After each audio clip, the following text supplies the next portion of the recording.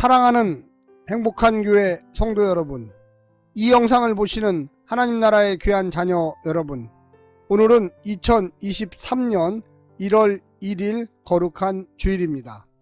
매일 성경은 오늘부터 민수기를 시작합니다. 먼저 서론 말씀을 잠깐 살펴보겠습니다. 책의 유래는 백성의 수를 기록한 것 1장과 2장이 책 제목이 된 것입니다. 백성의 수는 2장밖에 없는데 책 이름이 된 이유가 무엇일까요? 헬라 번역서에서 이름을 그렇게 붙였기 때문이라고 할 수가 있겠습니다. 히브리어의 민수기는 광야에서 있었던 기록이라는 뜻으로 광야에서 있었던 일을 해석하고 교훈한다는 의미입니다. 객관적 역사인가 후대의 사람에 의해서 민수기가 신학적으로 해석이 더해졌는가? 이렇게 묻는다면 역사적 해석도 있지만 그 안에 해석도 많이 더해졌다고 할 수가 있겠습니다. 민수기의 기록의 목적은 이스라엘 백성들이 시내산에서 모압 땅에 다다르기까지 있었던 사건들을 기록함으로써 후손들이 역사적 신앙적 교훈을 얻도록 도와주는 책입니다. 먼저 분류를 잠깐 해보겠습니다. 시내산으로부터 출발 준비 1장 1절부터 10장 10절까지 말씀입니다. 레위기의 율법들과 비슷한 모습을 보입니다. 1, 2장은 지파별로 부대를 편성했고요. 3장은 제사장과 레위인의 계수, 4장은 레위인에게 직책 부여, 5장은 진을 정결케 하라는 명령, 죄가 있으면 자백하고 5분의 1을 더하여 갚도록 했습니다. 의심의 소재가 아내가 될 때 하는 것은 성차별을 나타내는 것이고요. 죄를 물에 넣어 마시도록 양잿물이죠 하는 것은 가정에서의 철저한 성결, 부부의 깨끗함, 사회의 깨끗함을 유지하도록 하기 위함입니다. 6장에서는 나실인 평생 서원과 한정 서원을 이야기하는데요. 구별된 삶을 살라는 것입니다. 이 먹는 것을 구별했고요. 외모를 구별했고 행동을 또한 구별했습니다. 7장에서는 제사를 성별했고요. 8장에서는 레위 지파를 정결케 하라는 명령을 합니다. 요제는 특별한 의미가 없고 제사의 의미만 있는 것입니다. 9장에서는 유월절을 지키라, 출애굽을 기억하라는 것입니다. 10장에서는 행군하라, 이제 앞으로 나아가라는 것이죠. 그리고 10장부터 마지막 장까지는 시내산에서 이 가데스까지의 여정을 이야기합니다. 내용이 출애굽기 끝부분과 민수기 10장 11절이 연결된다고 이야기하고 있습니다. 결과적으로 출애굽기 이후에 민수기 10장 11절과 연결이 된다는 것입니다. 특색을 보면 모든 사건들이 백성들의 불평과 관련이 있습니다. 권위와 의식주와 관련이 있고요. 그 불평에 대하여 하나님이 응당한 심판을 하십니다. 출애굽기에서는 심판 내용은 없습니다. 교훈은 하나님은 끝까지 인내하는 분은 아니다. 반복되는 죄악에 대해서는 응당하게 심판하신다. 출애굽기 15장에 보면 마라에서 불평할 때 단물로 또 엘림과 종료 물샘을 준비해 두셨고요. 먹을 것 불평할 때 만나와 메추라기를 느비딤에서 반석에서 또 물을 주십니다. 민수기는 전염병을 보내어 죽게 합니다. 좀 다르죠? 정의로운 심판을 나타냅니다. 11장 부분에서는 만나에 대한 불평, 메추라기 주시면서 벌도 주십니다. 12장에서는 미리암과 아론의 불평, 권위에 대해서, 지도권의 반발에 대해서 하나님이 그 지도권을 인정해 주시고 모세는 고쳐주시도록 중보 기도합니다. 13장부터 14장까지는 가나안 정탐꾼의 불신앙적 보고가 있고요.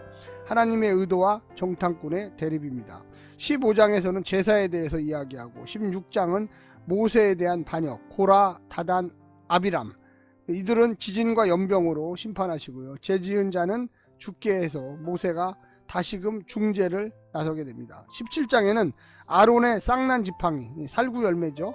하나님이 참 종교 지도자들을 분명히 가려주십니다. 18장에서는 레위 지파의 책임과 권리, 책임은 제사장을 도와 제사일을 잘 인도하는 거고요. 먹을 것은 재물을 통하여 주겠다는 것입니다. 성도들의 헌물로 땅과 기업과 분깃이 아무것도 없었습니다. 대신 하나님의 분깃이 기업이 되었습니다. 19장에서는 속죄제에 대해서 이야기하고 있습니다. 20장에 대해서는 모세와 아론의 불순종, 이 말씀에 대한 불순종을 이야기하죠. 또 백성들에 대한 분노, 반석을 명하지 않고 2번이나 칩니다. 하나님의 거룩성을 나타내지 않습니다. 약속의 땅에 이르지 못합니다. 신명기에서는 백성들의 죄악으로 재해석합니다. 지도자들의 언행, 이 마음가짐이 굉장히 중요합니다. 말씀에 대한 불순종과 분냄은 하나님의 거룩성을 떨어뜨립니다. 끝까지 인내하고 참아야 합니다. 그렇지 않으면 지도력을 잃게 됩니다. 21장에서는 노뱀 사건, 먹을 것이 없는 것에 대하여 불평합니다. 불뱀으로 사람들을 죽이죠. 중보기도 하고요. 노뱀을 쳐서 본자를 살게 만들어줍니다. 그래서 하나의 패턴, 형식이 형성되는데요. 하나님께 불순종하고 하나님의 심판이 있고 모세의 중재, 또 하나님의 구원, 이게 바로 민수기에서 어떤 하나의 형식을 이루는 것입니다. 22장부터 24장까지는 발락과 발람의 이야기가 등장합니다. 이스라엘이 오는 것에 대하여 모압왕 발락이 메소포타미아의 신접한 자 발람에게 이스라엘을 저주하도록 부탁합니다. 하나님께서 가지 말라 하심으로 축복받은 백성을 저주할 수 없다는 것을 이야기하죠. 그대로 또 따르기로 결심을 합니다. 가라 이르는 말만 하라. 나귀 타고 가고요. 하나님의 사자가 못 가게 합니다. 나귀가 못 가죠. 다시 가라 이르는 말만 하라 이렇게 합니다. 발람도 하나님의 도구로 사용하시는 것은 세계 만민에게 대한 주권을 암시합니다. 하나님이 모든 사람들을 통제할 수 있다는 거죠. 가라 가지 말라, 가라 하는 것에 대한 관점이 있습니다. 한 사람의 기록이 아니고 독자적인 자료가 여러 개 모여서 편집을 한 것입니다. 문학적인 접근으로 대조적으로 하나님의 뜻을 이루어 나가는 것이죠. 저주를 축복으로 바꾸는 것은 상황적인 아이러니입니다. 축복에 대한 메시지가 더 강해집니다. 발람의 4번의 예언은 이스라엘에게 신학적 가치를 주는데요. 23장 8절에서는 이스라엘 백성에 대한 선택사상, 23절 19절 하나님의 인격 시건치 않으시고요. 24장 3절에 발람에 대하여 소개하는데 하나님의 말씀을 전하는 자, 하나님의 말씀을 듣는 자, 하나님 앞에서 낮아지는 자로 이야기하고 있습니다. 25장에서는 이스라엘 백성의 음행과 이교 행위의 재앙, 시팀에서의 모압 여인과 음행, 그 신들에게 제사를 이야기하고요. 26장에서는 새로운 세대의 인구조사, 27장에서는 모세의 죽음에 대한 경고, 여호수아를 지도자로 선출합니다.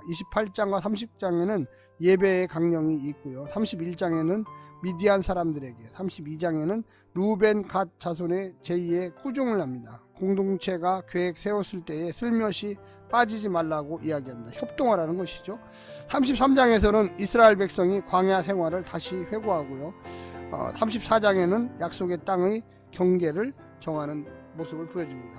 36장에서는 도피성, 실수로 살인한 자가 정당한 재판 받기까지에 피해하는 곳, 도망하는 곳이죠. 레위인이 담당합니다. 36장에서는 지파별 기업 분배를 약속하고 있습니다. 민수기의 주제는 하나님의 거룩성, 첫 번째, 절기를 지키라는 것이 거듭 강조됩니다. 또 하나님 백성들이 잘못할 때 응당한 심판을 하심으로 하나님을 더 거룩하게 섬기도록 이야기하고 있습니다. 두 번째는 거듭되는 불평과 불순종, 10번이나 거역하고요. 불순종의 결과가 나타나기 시작합니다. 세 번째는 모세의 중재행위, 참된 지도자 상이죠. 참다운 권위는 하나님 편에서 변호하도록 맡길 때 나옵니다. 온유하고 겸손한 마음으로 참으라는 것입니다. 네 번째는 정복의 내용입니다. 요단강 동쪽을 계속하여 정복합니다. 이처럼 약속의 땅을 정복할 수 있다는 것을 보여줍니다. 민수기의 기능은 뭘까요? 첫 번째는 레위기의 성별, 거룩의 주제를 계속 이어줍니다. 두 번째는 여호수아에서 계속되는 가나안 정복 기사와 이어줍니다. 세 번째는 처음 독자들에게 어떤 감동을 주었을까 생각해보면, 첫 번째, 민수기의 완성을 포로기 시대 이후로 볼 경우 왜 고통을 당했나, 포로기 바벨론 포로를 갔다 온 것에 대한 이야기죠. 왜 우리가 바벨론 포로에 잡혀갔을까? 아마도 죄 때문이다. 이것은 하나님의 심판이 있었기에 우리가 바벨론의 포로로 잡혀간 거다. 두 번째는 포로 전기 시대로 볼 경우 우리도 회개하지 않으면 이렇게 된다. 이런 심판을 당하게 된다. 오늘날 우리 그리스도인들에게 주는 교훈은 무엇입니까? 거룩한 하나님이 약속의 땅을 준비해 놓고 계신 채 성도들의 매일매일의 성별된 생활을 원하고 계신다는 겁니다. 과거의 구원 역사 기억하며 머물게 하지 말고 계속 하나님과의 관계를 유지하도록 하고 하나님을 떠난 자에게 심판하신다는 것을 설교할 때 바로 이 민수기의 의미가 분명하게 나타나게 됩니다. 이제 마지막으로 민수기의 배경만 하나 더 이야기하겠습니다. 주전 15세기 이집트 제국은 기근으로 이주해온 야곱의 후손들이 크게 번성하였습니다. 그래서 두려워 약 4세기 400년 동안 야곱의 후손들을 노동으로 학대합니다. 이런 상황 속에서 야곱의 후손들은 하나님께 기도를 합니다. 살려달라고, 구원해달라고 기도하죠. 이 하나님이 바로 아브라함과 이삭과 야곱의 하나님이십니다.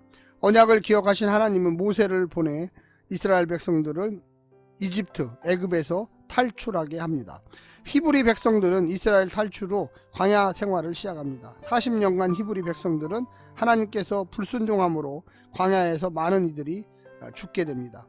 히브리 백성들은 광야에서의 실패와 소망 가운데 궁극적으로 하나님의 말씀을 깨닫고 소망의 길을 간다는 것입니다. 민수기를 요약을 해보면요, 1장부터 25장까지는 광야에서 죽은 9세대 이야기, 민수기 26장부터 36장까지는 약속의 땅에서 들어갈 신세대 이야기로 구성되었다고 보시면 좋겠습니다. 이제부터 오늘 2023년 1월 1일 매일 성경 본문을 가지고 다시 돌아오겠습니다.